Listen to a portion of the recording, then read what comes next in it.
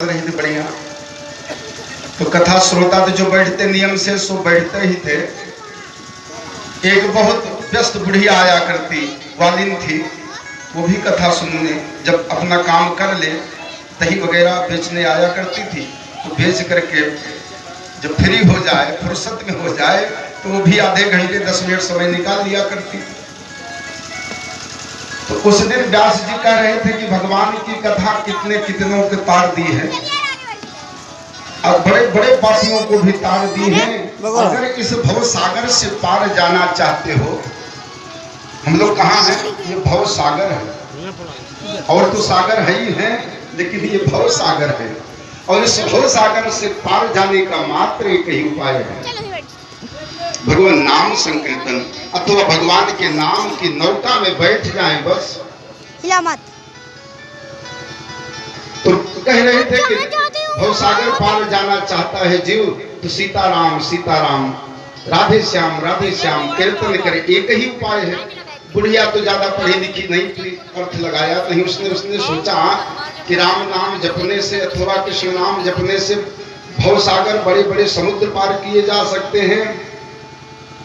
तो वो विश्वास कर गई और जब निरंतर करने लगी। एक दिन उसके मन में आया कि जमुना जी को पार किया करती हूँ, उतराई देती हूँ, तो चलो भगवान नाम कीर्तन करते हुए पार करते हैं, देखिए क्या क्षमता है, क्या पार हो जाएंगे।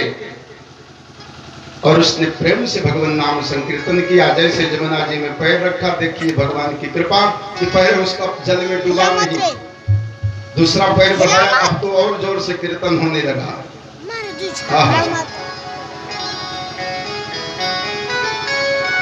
ये क्या है? ये विश्वास की बात है भैया। आपने विश्वास ही नहीं कर पाते, वही बात बताना चाहते हैं। आगे बढ़ी और जमुना जी में डूबी नहीं, तब तो भगवान में और प्रीति बढ़ गई।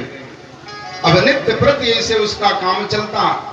एक दिन कथा में आई और गुरु जी को प्रणाम किया, बोले महाराज आपने मुझे अच्छा उपाय बता दिया, आप मेरे यहाँ पधारे। निमंत्रण दिया, निमंत्रण में लेकर के गई बुढ़िया और महाराज जी अपने तैयार होकर के गए। जमुना जी के समीप में पहुंची तो कहीं नाव तो दिखे नहीं। पंडित जी ने पूछा कि नाव कहाँ है, चलेंगे कैसे उस पार? तो बुढ़िया ने कहा महाराज काहे को ठाने और खर्च करने, अरे पैसे क्या जरूरत है, आपने ऐसा मंत्र दिया है कि हम तो उसी से रोज पार होते हैं। और पंडित जी को समझ में न आवे कि किससे पार हो जाती है। उसने पंडित जी का हाथ पकड़ा, बोले गुरुजी आइए तो सही।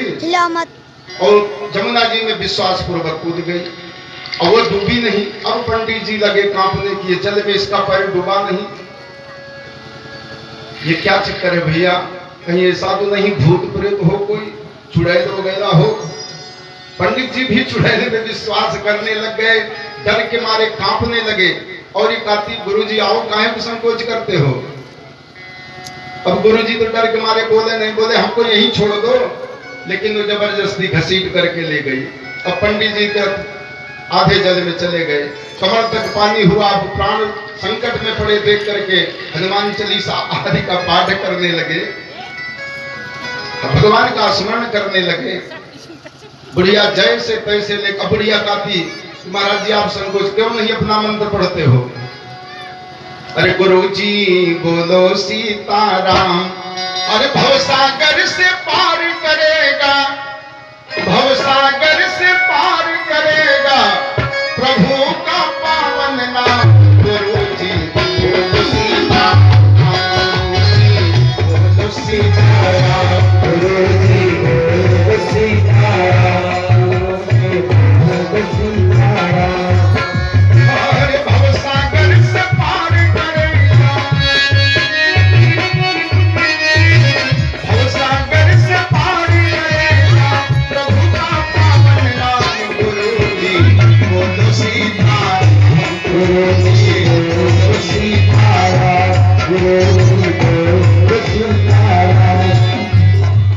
गुरुजी को सीताराम को सूझे नहीं, हनुमान चालीसा याद आया, लगे पढ़ने की। महाराज इस संकट से उबारो, भूत प्रेत नहीं आवे, महावीर जब नाम सुनावे।